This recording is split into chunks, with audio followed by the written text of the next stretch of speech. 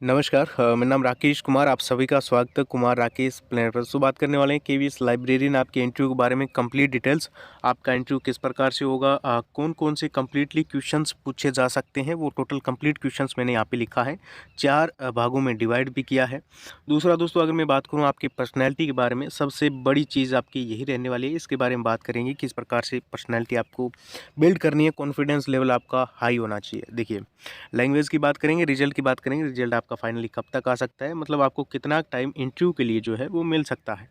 चलिए दोस्तों, स्टार्ट करते हैं बिना टाइम वेस्ट किए। पहले मैं आपको बता दूं, वीडियो को लाइक और चैनल को सब्सक्राइब ज़रूर कर लें केवीएस की हर लेटेस्ट अपडेट के लिए। चलिए, अगर कोई क्वेश्चन है तो कमेंट ज़रूर कर दें। अब अगर हम लैंग्वेज की बात करें, भाषा, तो देखिए हिंदी और इंग्लिश जिसमें आप ज़्यादा कंफर्टेबल हो उसी को यूज़ करना, कोई दिक्कत नहीं है। कोई सी भी भाषा में आप इंटरव्यू दे सकते हो, ठीक है दोस्तों।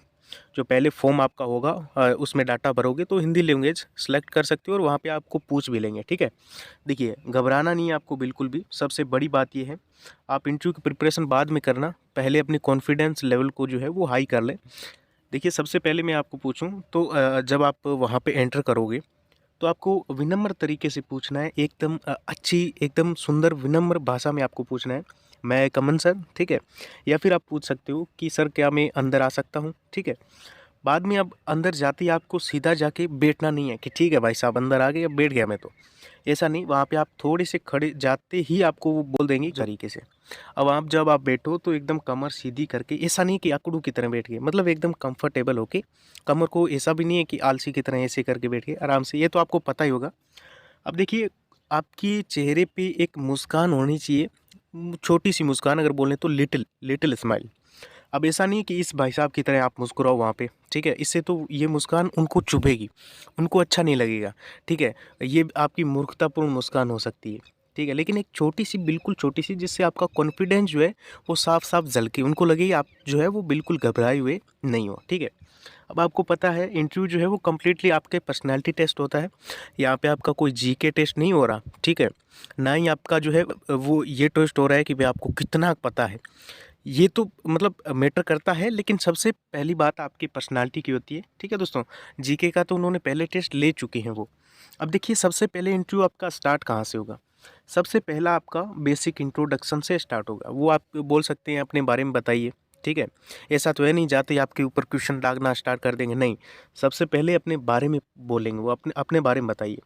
तो अपने बारे में आप बता सकते हो, मैंने मेरा नाम तो आपको नहीं बताना है, मैंने वहाँ से जो है नाम भी बता सकते हो, कोई दिक्कत नहीं है, क्योंकि नाम का तो पता ही है उनको। और उसके बाद में आपकी स्कूलिंग कहाँ से हुई है, आपने कॉलेज कहाँ से किया, उसके बाद में अभी आप क्या करते हो, ये भी आप बता सकते हो, ठीक है। बाकी उसके बाद में हो सकता है कि आपके फैमिली रिलेटेड आपको क्वेश्चंस पूछ लिए जाए, मदर फादर के बारे में पूछ लिया जाए। तो आपको उनका नाम नहीं बताना है कि भी मेरे माता का ये नाम है या फिर मेरे पिताजी का ये नाम है, नहीं। आपको सिर्फ इतना बताना है वो क्या करते हैं, ठीक है दोस्तों। चलिए, उसके बाद में आपके क्वेश्चंस किस से रिलेटेड हो सकते हैं वो मैं आपको बता दूं। या आपके लाइब्रेरियन से रिलेटेड क्वेश्चन होंगे, ठीक है। या फिर लाइब्रेरी से रिलेटेड क्वेश्चन आपके ऊपर आएंगे, ठीक है दोस्तों। सबसे पहले वो पूछ सकते हैं कि चलिए आप बताइए लाइब्रेरी का क्या महत्व है, ठीक है। उसके बाद में आपको क्या क्वेश्चंस बन सकते हैं, ये वो बोल सकते हैं भी लाइब्रेरी के जो नियम हैं वो आप बता दीजिए, ठीक है। लाइब्रेरी के लॉज जो 5 है वो आपको अच्छे से पता होना चाहिए, उनके उनका भी पता होना चाहिए, जो उनके प्रकार हैं, ठीक है। उसके बाद में आपको लाइब्रेरी मैनेजमेंट के बारे में क्वेश्चंस आ सकते हैं, तो वो भी थोड़ा आप मतलब पढ़ के जाएं। उसके बाद में लाइब्रेरी का आप रख रखाव किस प्रकार से करेंगे ये भी थोड़ा बता दीजिए, ये भी क्वेश्चन आपका बन सकता है।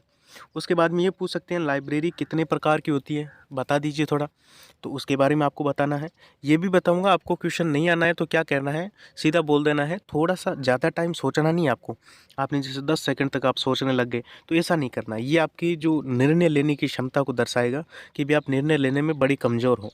तो कुल मिला के आपको फट से 1-2 सेकंड 3 सेकंड में आपको जो है बता देना है, सर इसके बारे में मुझे पता नहीं है, ठीक है। चलिए, लाइब्रेरी कितने प्रकार की होती है क्वेश्चन बन सकता है। लाइब्रेरी में बच्चों को पढ़ने की रुचि आप कैसे पैदा कर सकते हो इस डिजिटल ज़माने में, किसी भी प्रकार से वो ये क्वेश्चन पूछ सकते हैं, ठीक है। तो ये भी आपके रेडी होना चाहिए।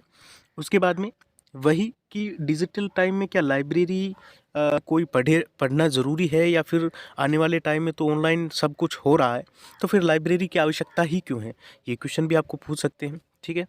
उसके बाद में आप लाइब्रेरियन क्यों बनना चाहते हैं, देखिए ये क्वेश्चन तो हर एक वैकेंसी में जिसमें एंट्री होता है पूछा ही जाता है अक्सर कि भाई आप चाहे कोई भी एग्ज़ाम हो, भाई आप लाइब्रेरियन बनना क्यों चाहते हो, तो इसका तो आपके पास आंसर होना ही चाहिए। ठीक है, जो भी है आप किसी प्रकार से उत्तर दे सकते हो।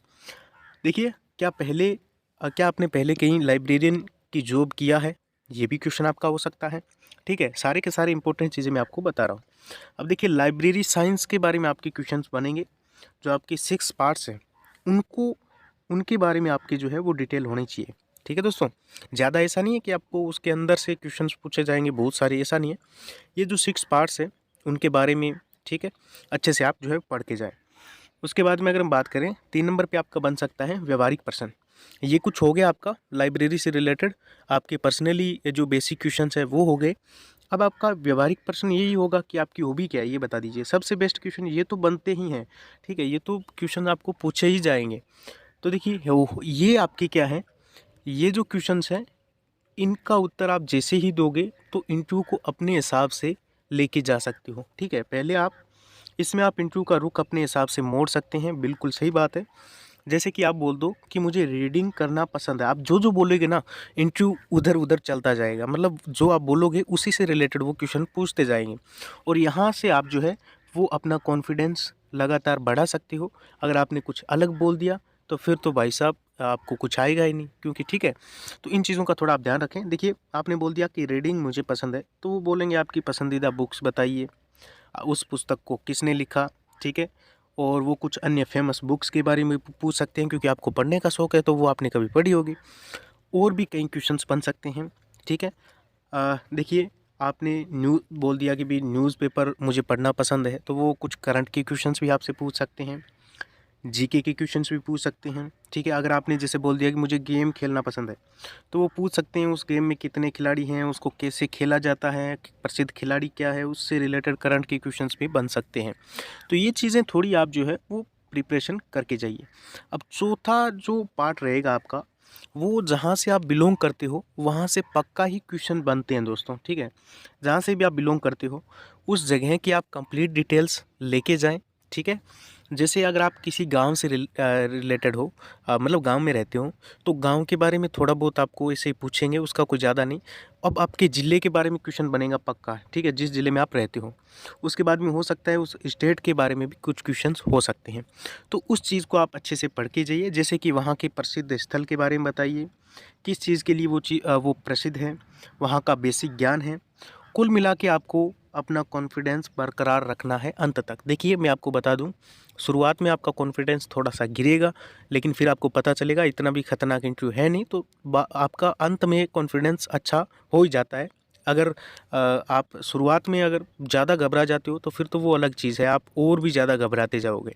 तो कुल मिला के आपको अपना कॉन्फिडेंस बरकरार रखना है। देखिए जो प्रश्न ना आए उसके बारे में ज़्यादा ना सोचें, और इसके बारे में सीधा बोल सकते हो विनम्र भाषा में, सर इसके बारे में मुझे आइडिया नहीं है, मालूम नहीं है। ठीक है, अंत में आपको क्या करना है, देखिए अंत में आपको बोले कि अब आप जा सकते हो, ऐसे ही बोलेंगे वो कि भी अब आप जा सकते हो, तो आपको क्या करना है, खड़ा होना है और उनको थैंक यू सर बोलना है अच्छे से, और फिर आराम से उठ के वहाँ से चले जाना है। ये चीज़ें आपको पता ही होगी, बताने की आवश्यकता है नहीं। तो बाकी आप थोड़ा प्रिपरेशन करते रहिए इन सारे क्वेश्चंस की, बाकी और भी आपको पता है तो वो भी आप पढ़ते रहिए। और आपको एक काम करना है, इंटरव्यू की प्रिपरेशन कब करें ये मैं आपको बता दूं, सॉरी कहाँ करें, तो कम से कम आप जो है वो अनुभवी जो लोग हैं उनके समक्ष बैठ के आप जो है वो क्वेश्चंस आंसर क्वेश्चंस इस प्रकार से आप कर सकते हो। या फिर अगर आप मिल जाते हो लाइब्रेरियन वगैरह, तो इंटरव्यू के लिए आप जो है वो कोई कोचिंग संस्था वगैरह भी ज्वाइन कर सकते हो, जिससे आपको जो है अपना कॉन्फिडेंस जो है वो अच्छे से आपको मिल सके, आपका गेन हो सके। ठीक है दोस्तों, अब रिजल्ट की बात करें तो आपका रिजल्ट जो है वो मई में आने की कंप्लीट संभावना है। ठीक है दोस्तों, अप्रैल लास्ट की भी थी, लेकिन अभी ये लग रहा है कि भी आपका रिजल्ट मई तक आएगा, और फिर आपको इंटरव्यू के लिए ये मान के चलिए 15 से 20 दिन मिलने वाले हैं, तो ज़्यादा टाइम भी नहीं है। अगर आपके मार्क्स अच्छे हैं तो फिर अच्छे से अपनी प्रिपरेशन स्टार्ट कर दीजिए। ओके, धन्यवाद, नमस्कार दोस्तों।